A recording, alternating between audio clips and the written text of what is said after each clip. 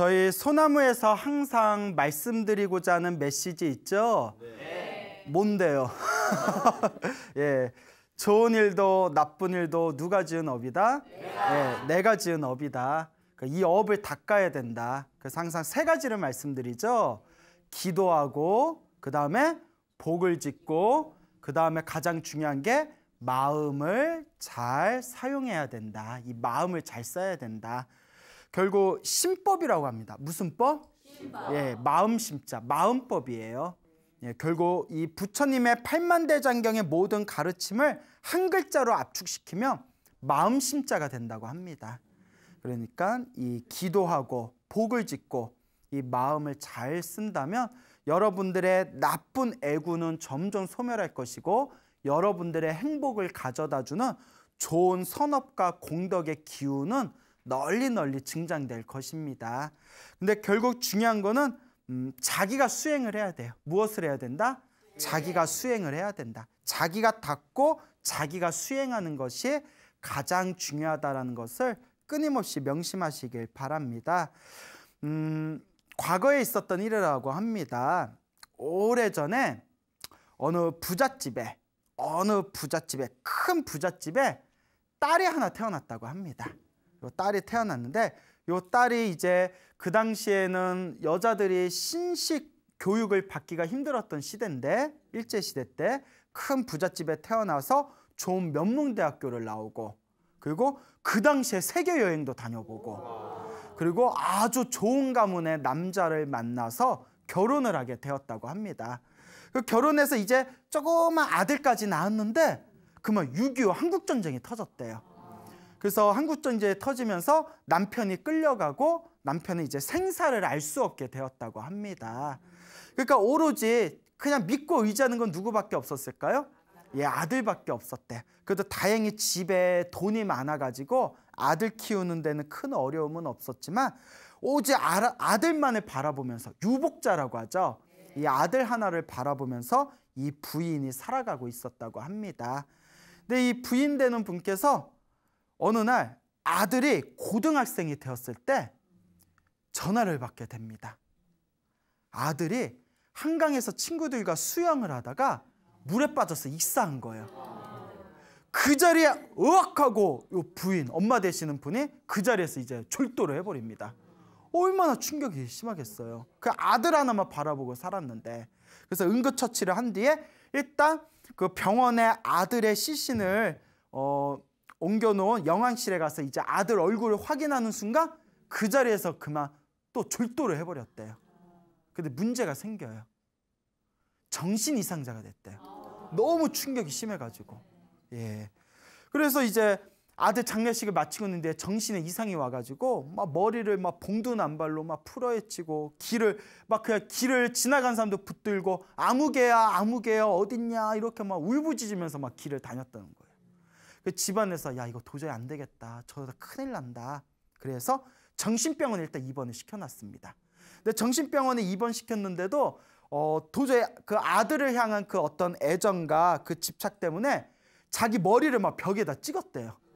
그럼 막 머리에서 막 온몸이 막 피투성이가 되고 막 아무개야 아들 이름 부르면서 그러다가 병원에서 계속 약 먹고 치료를 받으니까 많이 안정이 됐는데 거의 폐인처럼 돼버렸답니다. 뭐 지금도 그렇지만 옛날에는 또 정신과 약이 독했잖아요. 그래서 막 약 먹고 이러다 보니까 이제 거의 폐인 상태가 돼버렸는데 일단 정신적으로 어떤 막 크게 거칠고 위협적인 행동이 많이 가라앉았기 때문에 이제 가족들이 의논을 해서 자 이제 병원에 이제 입원해야 될 시기는 지난 것 같고 지금 정신이 몽롱한 상태니까 저기 경치 좋고 공기 좋은 절에다 모시자. 절에 가면 또 마음의 안정을 찾지 않겠냐. 그래서 이렇게 큰 절에다가 이제 시주를 해가지고 거기 이제 그 부인을 절로 옮기게 됩니다. 이제 절에 있다 보니까 처음에는 한동안 절에 있으면서도 폐인처럼 멍했대요. 그러다가 공기 좋고 물 좋고 경치 좋고 스님들 독경 소리 돌리고 그러니까 점점 마음의 안정을 찾아가면서 이제 어느 정도 사람들과 의사소통할 수 있는 수준까지가 회복이 되었답니다. 그리고 원체 이제 머리가 똑똑한 분이었기 때문에 이제 사람들과 의사소통할 정도로 마음이 많이 안정된 상태에서 자꾸 스님들 법문을 듣게 되었대요. 뭐 절에 있으면 뭐 할 거예요? 그렇잖아요. 뭐 옛날처럼 뭐 스마트폰이 있어요, 인터넷이 있어요, 뭐 TV가 있어요. 심삼유국에 들을 거라고는 꾀꼬리 소리랑 스님들 법문밖에 없잖아요. 그러니까 자꾸 스님들 법문을 듣다 보니까 처음에는 무슨 말인지 하나도 모르겠더래요. 그렇잖아요. 갑자기 생전 듣지도 않은 갑자기 스님들 법문 들으면 뭐 도가 어떻고 뭐 공이 어떻고 뭐 색즉시공 공즉시세하고 뭐 안욕따라 쌈약 쌈보리 하면 뭐 보리밥은 알겠 뭐 안욕따라 쌈약 뭐 뭐야 뭐 새로 나온 보리쌀 품종인가 뭐 그러니까 뭐 헷갈리잖아요. 뭐 수보리 금강경 보면 수보리 하거든요. 수보리 하니까 뭐야 수보리는 뭐야? 아우 자꾸 보리 하니까 맥주 한 잔 마시고 싶다 막 이러면서 예? 아니 그러니까 뭐 예를 들어서 뭔 말인지 하나도 모르는 거예요.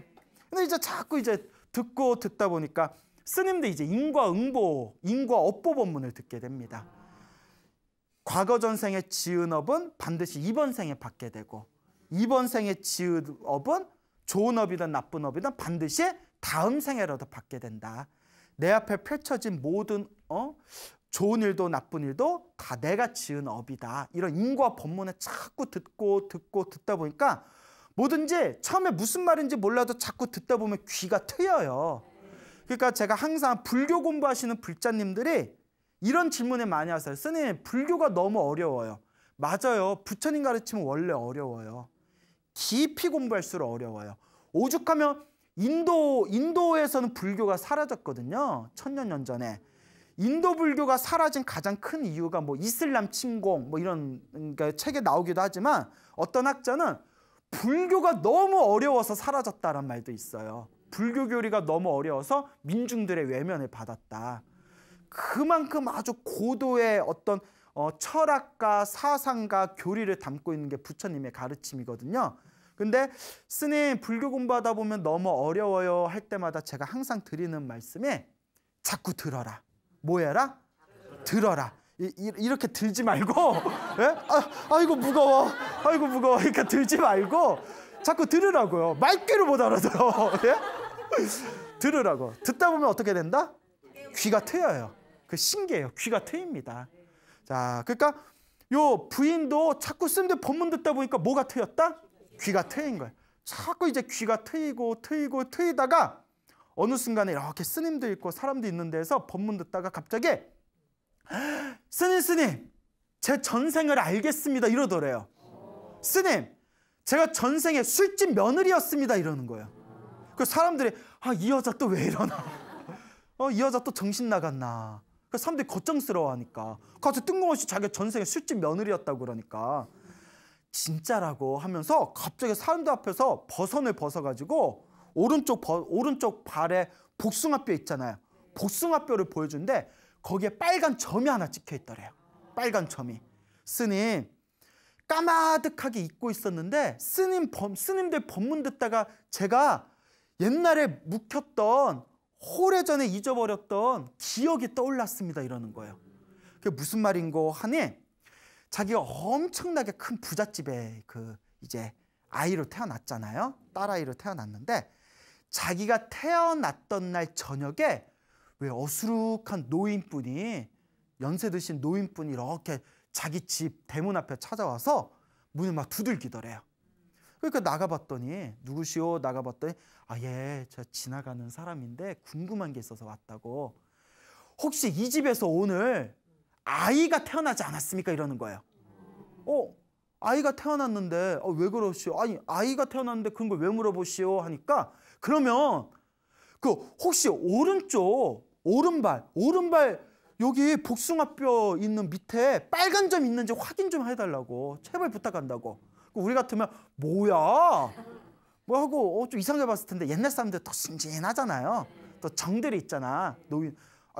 잠깐 기다려 보시오 하면서 이제 사랑채를 안 내려줬대요. 무슨 사연이 있나 싶어서 여기서 기다리라고 한 뒤에 오늘 태어난 아기의 오른발을 싹 봤더니 복숭아뼈에 정말 희미하게 빨간 점이 딱 찍혀 있더래요.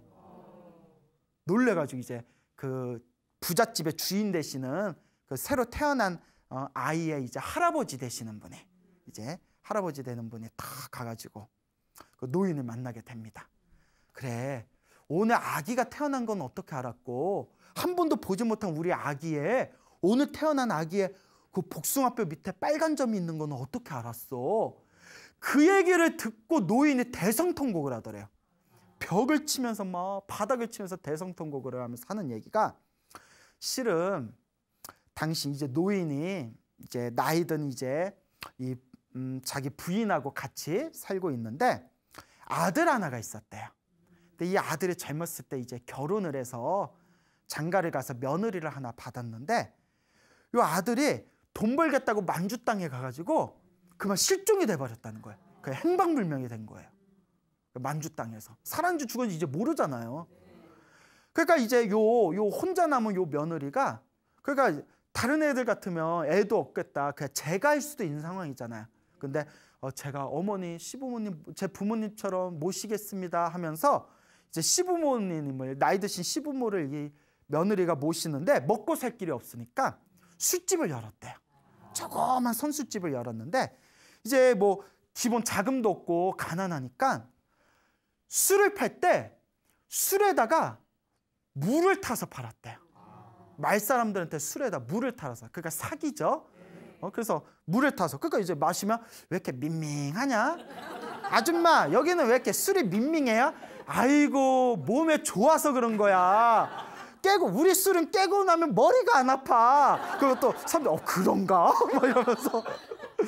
예, 그래서 이제 술에다 물을 타서 팔고, 사람들 속여서 팔고, 안주도 뒷산에다 덫을 놔가지고, 그러니까 짐승들, 새끼든 뭐든 그냥 다 잡아들여가지고 그걸로 살생을 해서 그걸로 안주를 해가지고 술집을 운영했다는 거예요. 근데 예나 지금이나 이제 뭐 남자들 또 그런 거 있잖아. 저서 젊은 과부가 술집 한다니까 뭐 이렇게 막 이러면서 에? 과부가, 젊은 과부가 술집을 해? 그래서 그럭저럭 먹고 살았대요. 단골들이 있어가지고. 예. 그래서 이제 그럭저럭 시부모님을 정성껏 아주 그냥 효부로서 효도를 지극정성으로 이제 시부모님을 모시다가 추운 겨울에도 힘들게 장사하다가 감기가 걸려버렸대요. 감기에 걸려서 그걸 그때 이제 치료를 했어야 되는데 계속 일하다가 그게 폐렴으로 변진 거예요. 옛날 폐렴 무섭잖아요. 나중에는 이제 기침을 하면 입에서 피가 튈 정도였대. 그러다가 며느리가 세상을 떠나버립니다. 그 시부모님이 너무나 안타깝고 한스러워서 대성통곡을 하면서 장례를 치렀는데, 몇 달이 지난 뒤에도 요 시부모님이 요 아들을 잃은 것보다 더 슬픈 거예요. 피 한 방울 안 섞였지만 누구보다도 우리를 아껴줬는데 며느라기야 며느라기야 그렇게 한탄을 하면서 몇 달이 지났는데, 어느 날 요 할아버지 꿈에 며느리가 나타난 거야. 며느리가 싹 나타나면서 딱 인사를 올리더니, 아버님, 어머님, 불효한 저를 용서해 주십시오. 하지만 걱정하지 마십시오. 아버님, 제가 저 산 너머에 큰 부잣집에 아이로 태어나게 되었습니다. 그러니까 제가 좋은 집안에 태어나게 되었으니까 걱정하지 마십시오 하면서 싹 일어나서 방 밖으로 나가는데, 그때 오른발 복숭아뼈 밑에 뭐가 찍혀있더라? 빨간 점이 찍혀있더라. 그래서 자면서 딱 깬 거예요. 희한하다, 희한하다. 희한하잖아요. 그러니까 가볼 수가 있어요? 안 가볼 수가 있어요? 가볼 수밖에 없죠. 그래서 산 넘어가가지고 거기서 이제 큰 부잣집, 그 유명한 부잣집에 가서 한번 물어본 거였어요. 아기가 태어났냐? 태어났대잖아요. 그래서 혹시 하고 복숭아뼈에, 오른발 복숭아뼈에 저기 점이 찍혀 있느냐? 찍혀 있으니까 꿈에 나타난 내 며느리가 여기에 태어났구나, 환생했구나 하면서 땅을 치면서 그렇게 대성통곡을 한 거예요. 이쯤 되면 믿을 수 있어요, 없어요? 예, 믿을 수밖에 없죠. 그 할아버지도 앞에서 그런 일이 펼쳐지니까 그 할아버지가 다 느낀 바가 있어서, 그러면 내가 당신들 좀 먹고 살게 내 논을 좀 떼주겠어. 그리고 이제 통이 컸나 봐. 그렇게 논을, 할아버지한테 논을 좀 떼주면서 먹고 살 그런 길을 장만을 해준 뒤에, 그렇게 이제 그 손주를 이제 손녀를 이제 키우게 됐는데, 4살 5살까지 별명이 술집 며느리였대요. 그게 소문이 퍼져가지고 집안 사람들이 요 애기를 보면 술집 며느리, 술집 며느리랬대요. 나중에 할아버지가 그 소리를 듣고 고함을 꽥 지르면서, 어디 어린 애한테 숫집 며느리, 이제부터 여 집안에서 숫집 며느리 입에 올리기만 해도 내가 혼낼 거라고. 그 뒤로는 이제 더 이상 숫집 며느리라고 놀리지를 않았는데, 그때 그 기억이 갑자기 떠오른 거예요. 그러면서 자기가 여기에 그 오른쪽 거기 복숭아뼈 밑에 빨간 점을 보여주면서 제 어렸을 때 별명이 숫집 며느리였습니다. 그러니까 그때 스님께서 그 이야기를 딱 듣고 큰 스님께서 이게 다 인연 과보입니다. 자기가 지은 인연의 업보입니다. 전생에 지극정성으로 시부모님께 효도한 그 공덕으로 어느 집에 태어났고, 부잣집에 태어났고, 우리 불교에서도 가장 큰 복 짓는 것 중에 하나가 효도라고 하거든요. 근데 피 한 방울 안 섞였지만 내 남편의 부모님이었던 시부모님에게 지극정성 효도한 덕택에 이제 큰 부잣집에 태어났고, 단 뒷산에다가 덫을 놓아서 함부로 막 짐승들을 마구잡이로 살생한 업보와 술에다 물을 타가지고 마을 사람들에게 속여서 장사를 한 그 업보, 그 악업으로 인해서 이번 생에 남편과 자식을 일찍 잃게 되고 정신이 저렇게 혼미해지는 그런 업보를 받은 겁니다. 그러니까 부잣집에 태어난 건 부잣집에 태어난 대로 내 선업이고, 그리고 사랑하는 남편과 자식을 일찍 잃어버리고, 그리고 정신에 이상이 생긴 것도 누가 지은 악업이고 내가 지은 악업이고, 선업은 선업대로 악업은 악업대로 다 누가 지은 업보다? 내가 지은 업보예요. 다 필요 없어. 다 내가 지은 거예요. 이제 방송 보시고 연락들이 많이 오잖아요. 그러면 똑같아. 질문하는 게 똑같아. 예? 이제 목소리만 들으면 대충 알 것 같아. 목소리만 응냐 또 그 얘기로구나. 예? 다 자기가 지은 업이에요. 예. 결국은 누가 풀 수밖에 없다. 내가 풀 수밖에 없어. 그래서 저는 사람들한테 연락 오고 찾아오면 저는 딱 한마디뿐이 안 해줘요. 기도하고 복지어라. 그거 말고 없어요. 기도하고 복지어라. 자기가 지은 업을 자기가 풀어야지. 스님한테 전화한다고 뭐 일이 저절로 풀리나? 스님 저 어떻게 하면 좋아요? 내가 뭐 어떻게 해요? 내가 뭘? 스님 저 어떻게 하면 좋아요? 내가 뭘 어떻게 해줘야 되는데. 누가 풀어야 돼요? 예, 냉정할 수 있지만, 여러분 냉정할 수 있지만 자기 업은 자기가 받는 겁니다. 결국 자기가 풀어야 돼요.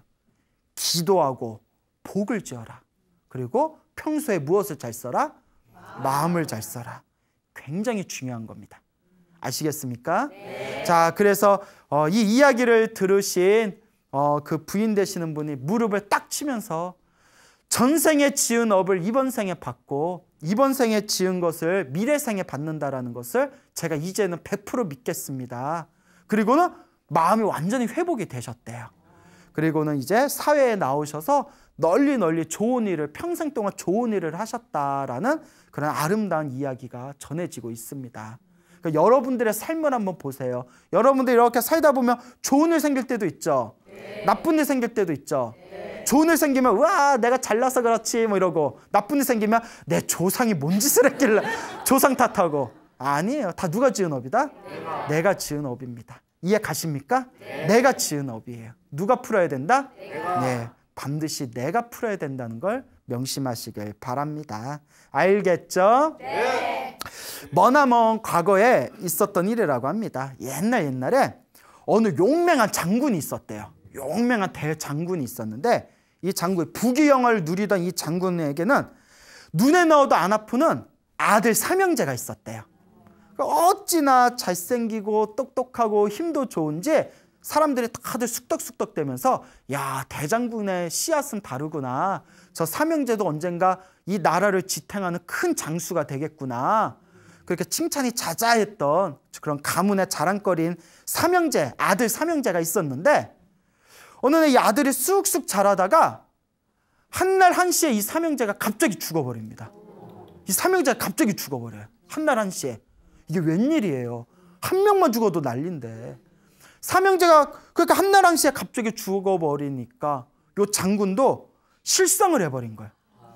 장례식을 마치고 실성을 한 거예요. 너무나 아들을 보고 싶어서 막 실성을 해가지고 길에 막 뛰쳐들어가지고 막 머리를 막 풀어헤치고 옷을 막 다 막 막 찢어 발기면서 지나간 사람들한테 내 아들 어딨냐, 내 아들 어딨냐, 내 아들 어딨냐, 누가 내 아들 데려갔냐, 누가 내 아들 데려갔냐고 막 시비를 거는 거예요. 막 자꾸 막 길을 막 왔다 갔다 하면서 길거리에서 지나간 사람들한테 내 아들 찾아달라고, 내 아들 누가 데려갔냐고, 내 아들 어디 갔냐고 자꾸 시비를 거니까 보다 못해서 어떤 사람이 지나가다가 염라대왕한테 따지시오 이랬대요. 누구한테 따져라? 염라대왕한테 따져라. 그렇잖아요. 염라대왕한테 따져라. 염라대왕이 데려갔잖냐. 염라대왕한테 따져라. 이 말 듣고 요 장군이 머리가 번쩍거리더래요. 맞아. 누구한테 따져야지? 염라대왕한테 따져야지. 맞아. 내 염라대왕한테. 그러면서 이번에는 지나간 사람들한테 염라대왕이 어딨냐. 염라대왕이 어딨냐. 이제 염라대왕을 막 찾으러 다니는 거예요. 전국 방방곡곡으로 다니면서. 어디 갈 때마다 염라대왕 어디 있습니까? 염라대왕 어디 있습니까? 막 거짓골을 해가지고. 그다음 어느 깊은 이제 산속에 어느 절에 지나가다가 노스님을 만나게 됩니다. 편안하게 보이는 그 자비롭게 생긴 노스님을 만나는 순간 자기도 모르게 스님, 슈님, 염라대왕 어디 있습니까? 염라대왕 만나면 어디로 가야 됩니까? 이러니까 요 스님께서 딱 보더니 왜 그러시오? 하고 대화를 하면서 이제 자초지종을 알게 됩니다. 그 염라대왕을 만나면 아들 삼형제를 찾으려고 그러느냐? 아들 삼형제 찾으려고 그런다. 그러면 내가 염라대왕을 만나는 비법을 가르쳐 주겠다. 대신 할 수 있겠냐? 하겠습니다. 그래? 그러면 내가 뒷방을 하나 줄 테니까 밥 먹는 시간, 그 화장실 가는 시간 빼고는 방에서 벽만 보고 오직 관세음보살만 불러라. 잠도 자지 말고 그냥 밥 먹을 때랑 화장실 갈 때 빼고는 그냥 벽만 보고 오직 누구만 불러라? 관세음보살. 그냥 관세음보살만 불러라. 그러면 관세음보살이 누구를 데려다 줄 것이다? 염라대왕을 만나게 해줄 것이다. 그러니까 쓰면 됩니까? 내가 야 스님이 뻥치겠냐? 한번 해보든가 뭐 이러면서 그래서 뒷방을 줬어요. 뻥은 안 친 대신 뭘 줬어요? 뒷방을 줬어요.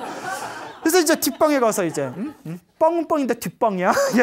자 이제 앉아가지고 벽을 보면서 관세음보살을 계속 밥 먹고 화장실 가고 그 이제 잠을 안 지니까 꾸벅꾸벅 졸겠죠. 꾸벅꾸벅 졸다가도 관세음보살. 밥 먹다가도 관세음보살. 계속 관세음보살 하다가 점점 관세음보살이 일념이 됩니다. 그냥 우물에다가 벽돌을 던지면 벽돌이 쭉 내려가듯이 관세음보살이 하나로 쫙 이어지는 거예요. 이제 연불산매가 된 거예요. 연불산매가 다 되면서 갑자기 눈앞에서 아들 삼형제가 나타난 거예요. 죽어버린 아들 삼형제가 다 나타난 거예요.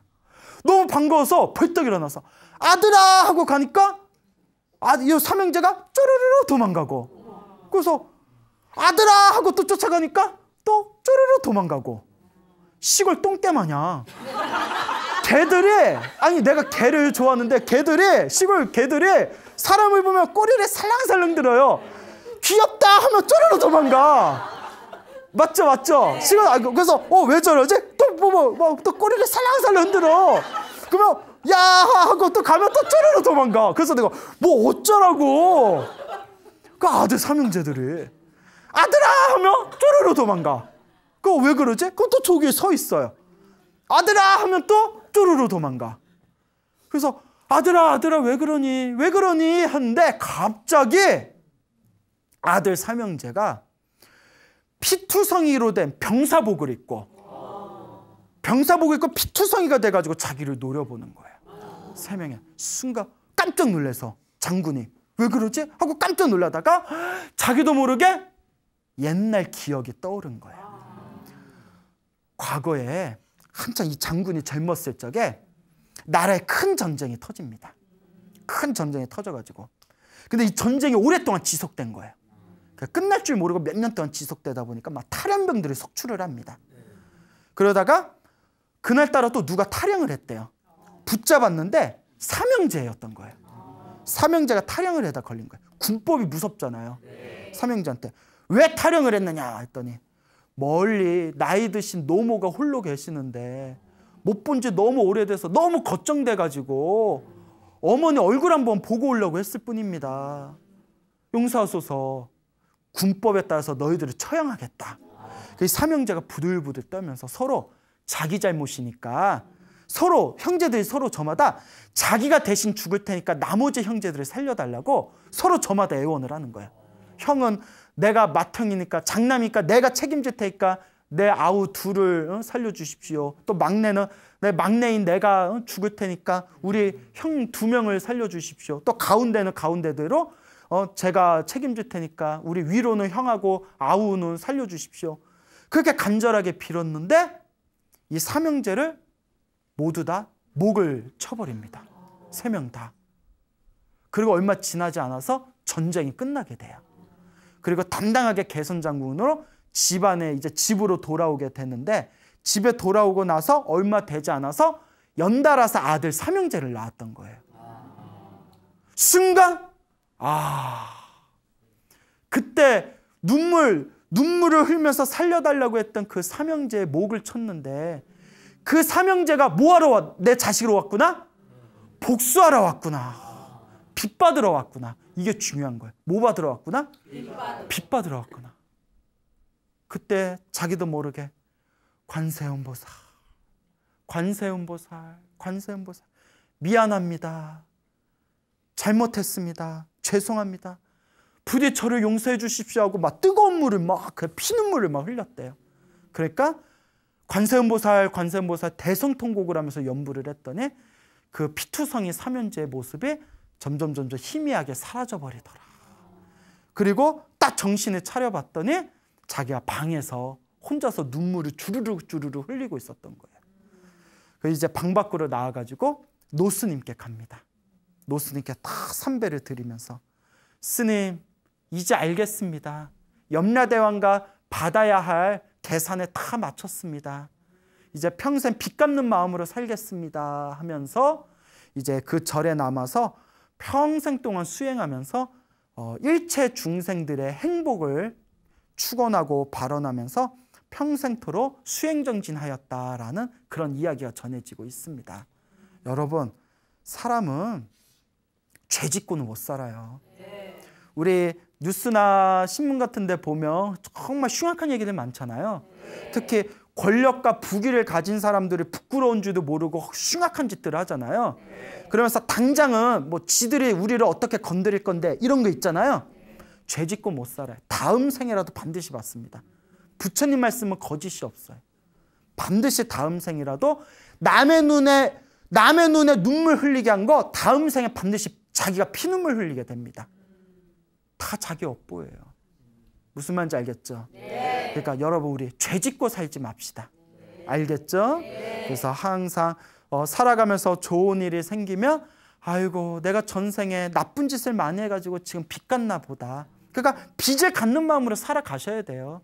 살아가면서 이제 나쁜 일이 생기면 빚 갚는 마음으로 살아가고 살아가면서 좋은 일이 생기면 아이고 내가 전생에 복을 많이 지었나 보다. 그래서 이번 생에 더 무엇을 열심히 지어야 되겠다? 복을 지어야 되겠다. 다 내가 지은 업을 내가 받는 겁니다. 알겠죠? 네. 남 얘기 같지 않죠? 네. 네, 다 우리 얘기예요. 우리 얘기예요. 그래서 내가 겁나서 애를 안 낳았잖아. 뭐가 태어날 줄 알아? 왼수가 태어날 줄 알아? 뭐가 태어날 줄 알아? 에? 자, 웃자가 한 말이고요. 다 만날 인연은 만날 수밖에 없습니다. 자, 어쨌거나 자기가 지은 업은 누가 받는다? 내가 받는다. 그러니까 자식이 막 속썩이는 자식 있으면 아이고 누구 업이다? 내 업이다. 내 빚덩어리가 여기 있었구나. 은행 빚만 빚인 줄 알았더니 저 인간이 빚이었구나.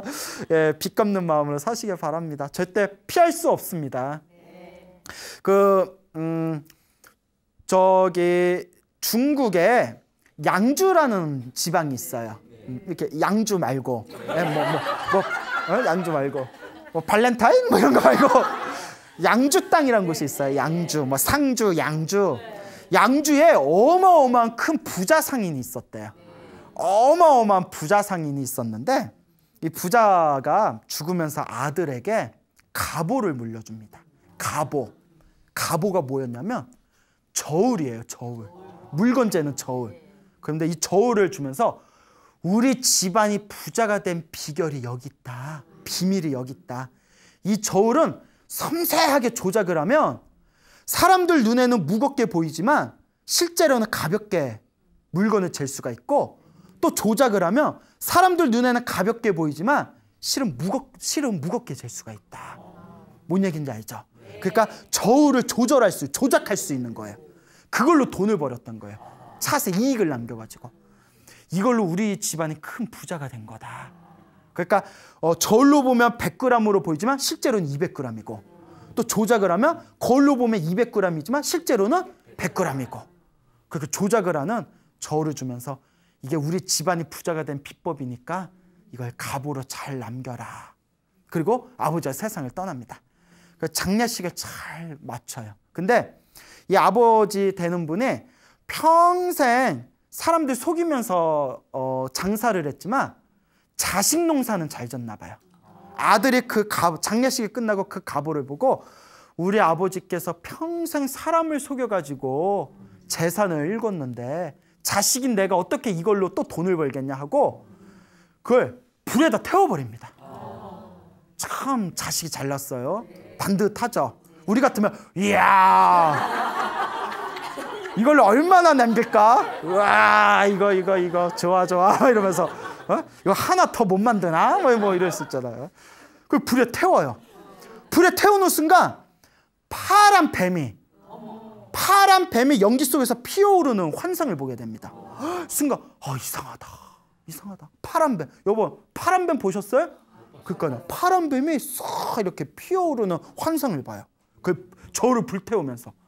그리고 얼마 지나지 않아서 사실 이 아들은 좋은 일한 거예요? 나쁜 일한 거예요? 좋은 일한 거죠. 좋은 일을 하면 뭐가 와요? 복이 와요. 그런데 우리 불자들 잘 들어야 돼요. 그걸 태우고 나서 사랑하던 두 아들이 갑자기 죽어버립니다. 난리가 난 거예요. 대부분 우리 그런 거 있잖아요. 좋은 일 했는데 나쁜 결과가 생겼을 때 막 원망하고 한탄하잖아요. 불자들도 그런 분들 많아요. 처음에 절에 열심히 다니다가 좀 안 좋은 일 생기면 부처님 믿네 맞네 스님들이 뻥 쳤네 맞네 뭐 이러면서 그렇죠. 안 나오죠. 경험이 있나 보네. 아니요, 그건 아니고요. 예, 안 나오죠. 그래요, 실제로 그런 분들이 있어요. 이분도 맨날 술에 젖는 거예요. 그분이 어디서 살고 있었어요? 양주에서 살고 있었잖아요. 그리고 너무 슬퍼서 하인한테 뭐 가져와! 양주 가져와! 건강 생각해서 맑은 걸로 드시죠. 싫어, 취하고 싶단 말이야. 독한 걸로 32년산 가져와. 막 양주 마시면서. 그래서 막 그렇게 막 하늘을 한탄하면서 어느 날 술에 취해서 이제 잠에 들게 됩니다. 잠에 들었는데 꿈에 금빛 갑옷을 입은 신장이 딱 나타난 거예요. 금빛 갑옷을 입은 누가 나타났다? 신장, 하늘신이 딱 나타나더니 그대여 정신 차리거라.